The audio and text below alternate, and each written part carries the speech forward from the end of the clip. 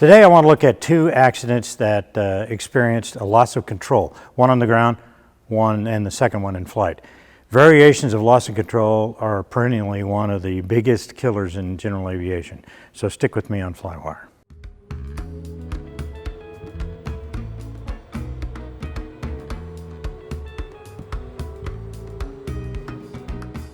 Hi, I'm Scott Perdue, and today on FlyWire I want to talk about two loss of control airplane accidents.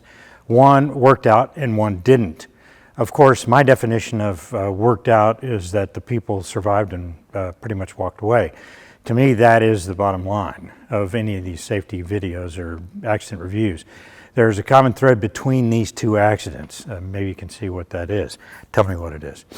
Okay, in both of these accidents, the CFI was present that either did not catch a student mistake or performed a poorly performed per-handled demo.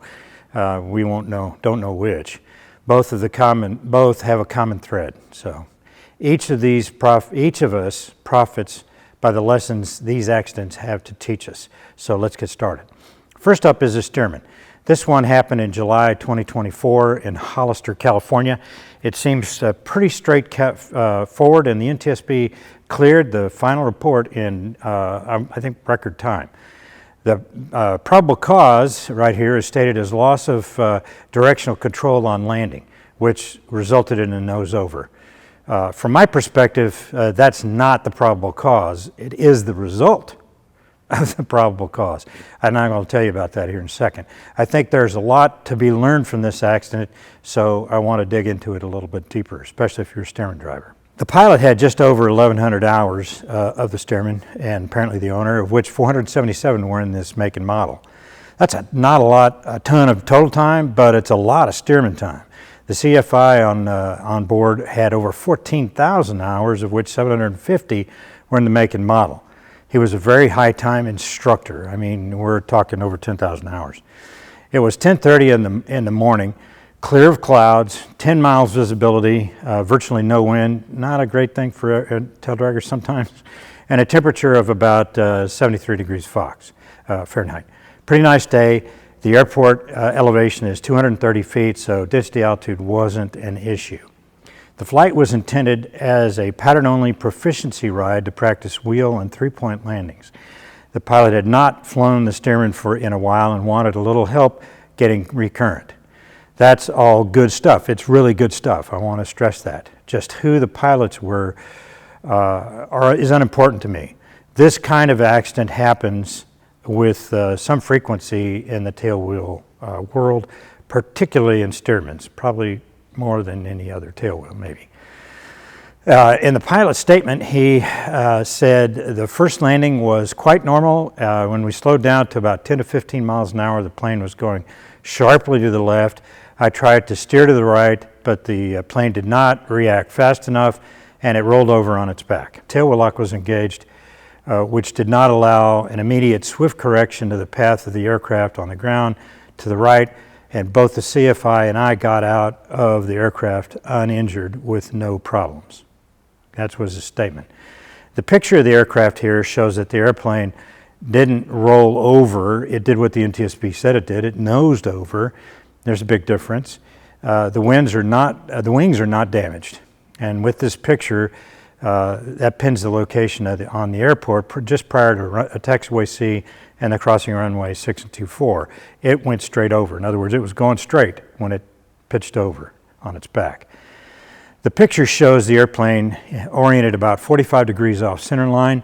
The airplane did not do a classic ground loop, which would have resulted in dinged one of the lower wings, if not both of them. The lower wing tips, and that prevents the rollover. So what happened in this accident? It's simple, really. One of the pilots aboard the aircraft jammed on the brakes.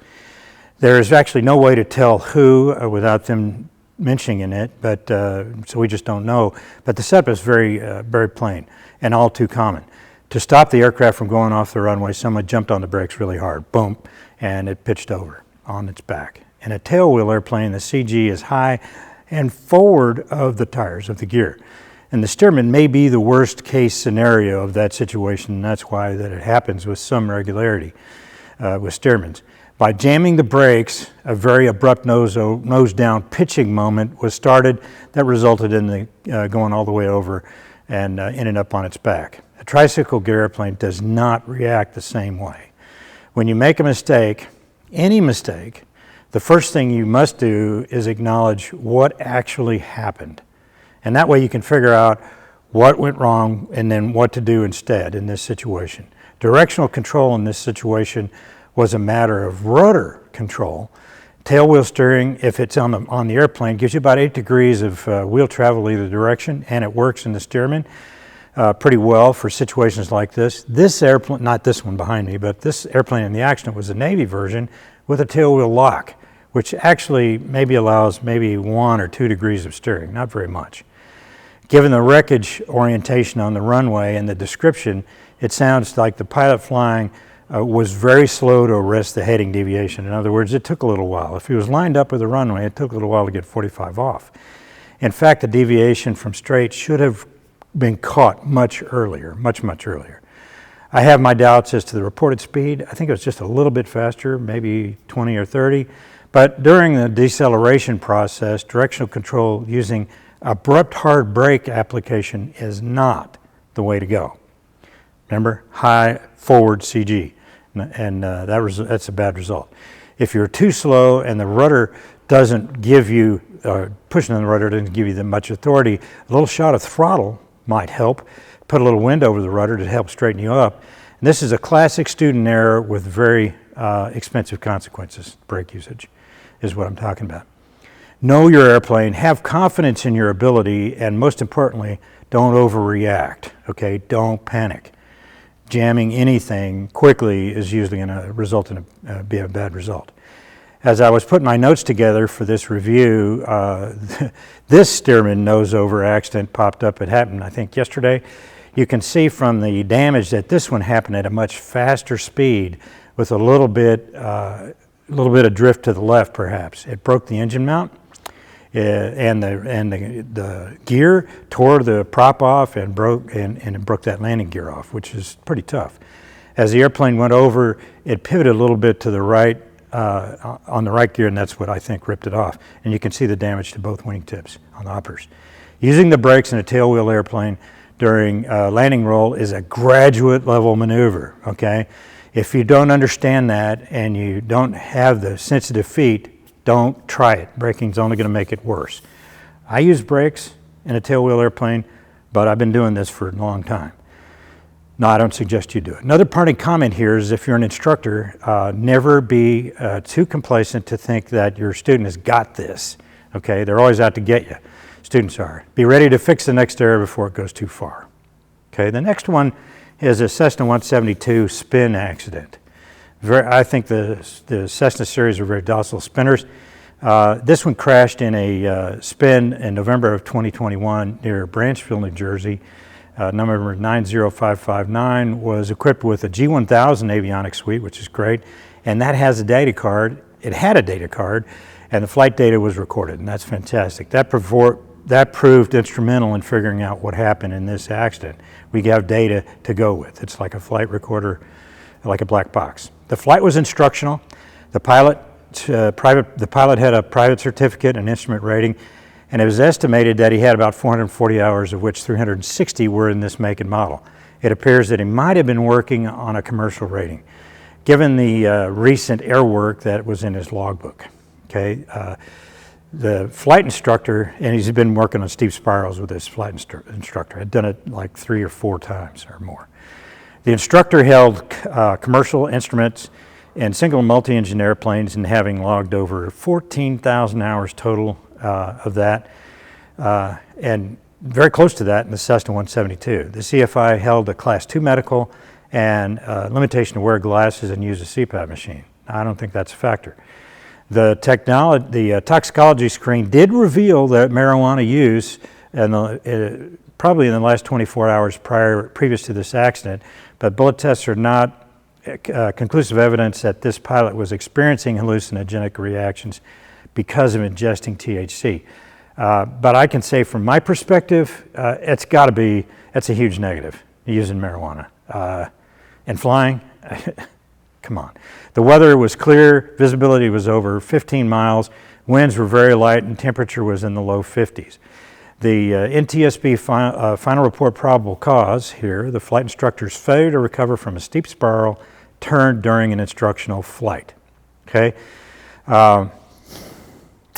I feel pretty comfortable in looking at the video in saying that this was a spin regardless of the verbiage the NTSB used.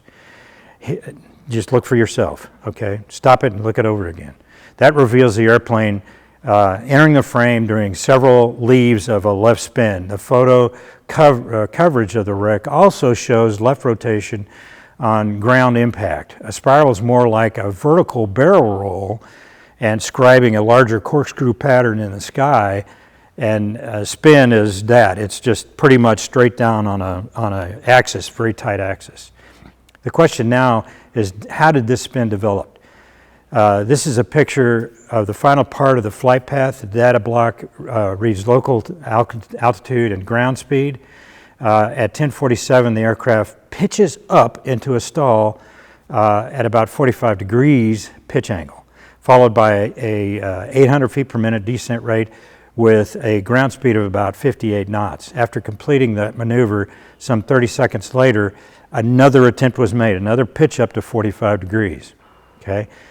And then that's 10:47:30, they posted an 6,700 feet per minute descent rate at ground speeds very close to 15 knots. The heading element data collection became spotty after initiation of the maneuver. It was very fast rotation, but we can tell you that there were multiple complete circles. In other words, I think probably in the nature of 15 or more spin turns. Looking at the last few seconds of data, we can see a stabilized spin with a rotational period of about 1 per second, a descent rate of about 6,700 feet per second, but at a ground speed averaging around 15 knots, as I mentioned. This tracks with that video that we just saw. In the first maneuver, the airplane pitched up in a few seconds and at just over 2G. The second maneuver saw the same pitch rate, but with added yaw just over 1G, okay? That's the difference here. This was very likely an intentional input of the rudder, I think. Maybe it was an accident, I don't know, but I think it was intentionally likely the left rudder, and that was resulted in that left spin. Before the spin stabilized around 6,700 feet per minute, it had reached as much as 8,000 to 10,000 feet per minute descent. The 172 POH begins the spin section with doing a very good job of describing the proper altitudes to be used for spin exercises, as well as how to execute the spin entry. Taken as a whole, it tracks very closely what I teach, and that summary is 1 to 2 turns is all you really need for teaching in a training environment, and how to position the flight controls prior to the stall, through the stall, and during the spin and recovery. I was pretty impressed. I thought they did a good job with that. It notes that the aircraft will tend to exit a spin by transitioning to a spiral after 2 to 3 turns, especially to the right. This is a common Cessna reaction. The Cessna 150 series does the same thing, and I can see that to the untrained eye, a fully developed spin can seem to be in a tight spiral because of the extreme nose-low attitude, and it's doing this, okay, as it's going around. A spiral is a roll event. A spin has little to do with the roll, okay? It's a yaw event. They're not the same things. And it's worth noting that a steep spiral would be characterized by an increase in speed and G-loads. The Bonanza, as a matter of fact, Bonanza airplanes are susceptible to steep spirals, and for both the airplanes, if you get in one, the proper recovery from a steep spiral is to roll out of the bank, push on the pitch, or at least control the pitch up, because it's going to want to pitch up, and you have to prevent that violent pitch up, because you're going to probably over-G the airplane. Okay, that's a push, roll and push so you can control the pitch. The POH entry then goes on to describe a spin reaction checklist that is very well thought out. Overall, I was impressed with the detail and thoroughness of the POH spin section, with one glaring fault, I think, and maybe that destroys the whole section in my view. The steep spiral recovery instruction in the POH of the spin instruction is inserted into the spin section before the part about how to get out of a spin. Okay? In my view, this gives the reader a completely false sense of the plane's reaction to a spin. Okay? Linear. They're going to think linear, and it's going to be out of it in a spiral. A very dangerous impression to leave at this point with a low, with any pilot with a low familiarity with spin dynamics. If you're in a steep spiral and add rudder, perhaps as a result of improper recognition of the situation, all that's going to happen is you're going to add side load as you yaw the airplane. It will not transition to a different phase. If you add outside aileron in a spin, left spin, right aileron, that's a pro-spin input. And in any spin scenario, that means you're going to accelerate the spin and you're not going to be able to recover from it. The issue is the outside wing is still flying, and that produces the auto-rotational moment, and that keeps the airplane in a spin. And adding outspin aileron increases that auto-rotational moment. Most airplanes do not have enough rudder exposure in the relative wind to be able to stop the subsequent yaw. That's why you're not going to get out of it.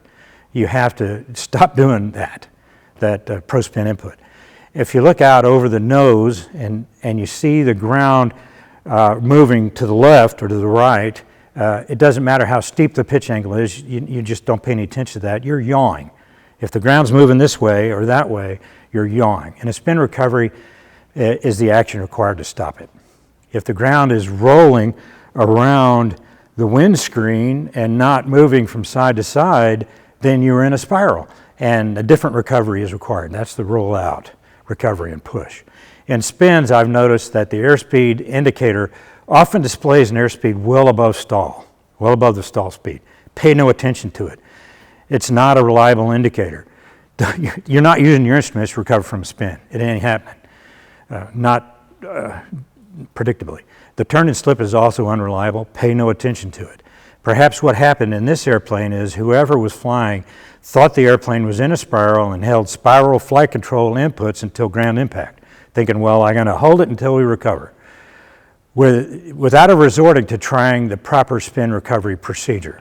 Okay, the Cessna does recover from a spin fairly well. I've done a few videos on the result of various flight control inputs and power application into a spin, and outspin aileron is the wrong input, period. But more than that, situational awareness was lacking here. Perhaps the most important lesson from this accident is that if what you are doing isn't working, then your picture of what is happening, your concept, might be wrong. Try something else. You got the rest of your life to figure that out. Let me say this again. Do not use your instruments. Look outside, down the nose, and don't move your head around. That's going to give you spatial disorientation. The question you must answer is whether the ground is going sideways or rolling around the windscreen. To complicate things, in this case, it appears to me that CFI had this special entry procedure for his version of getting into a steep spiral. That sudden pull-up followed by a radical maneuver to begin the spiral, frankly, that looks like a terrible idea and doesn't match the maneuver in the ACS and the in execution or the objective, okay? It sure doesn't pass my dumb, different, or dangerous test. And you don't want a student to go off and do that with a DPE. My nickel on the grass here is always assume a spin recovery. Look at what the ground is doing. Also, there is absolutely no value added by doing such an aggressive pitch up, pull up into the vertical to initiate the maneuver. Don't forget the KISS rule. Just keep it simple. Today I've looked at these two accidents in totally different airplanes, and all of them were loss of control driven by poor situational awareness and poor choices. The only difference here between them, in my view, is the energy level for airborne. If you're loss of control airborne, you have too much energy. The slower you are and the slower your energy dissipation is, the better your chances of survival. That is the key in any situation like this. But to me, what makes these accidents so important is that in each one, you can argue the pilots were experienced and familiar with the operation, And yes, mistakes were made, but they're not insurmountable. And these are kind of mistakes that could affect any one of us when we're flying, no matter the experience level. Perception is not reality, and you must comply with physics. So there's the common thread between these accidents. So what is it? Leave me a note below, and I'd like to hear what your opinion is, what it is. I said it, but I didn't spend a lot of time talking about it. Whether you have a note, you leave a note or not, do me a favor and think about your flying. Are there any areas where you might be too comfortable? Thanks for watching, and I'll see you next time on FlyWire.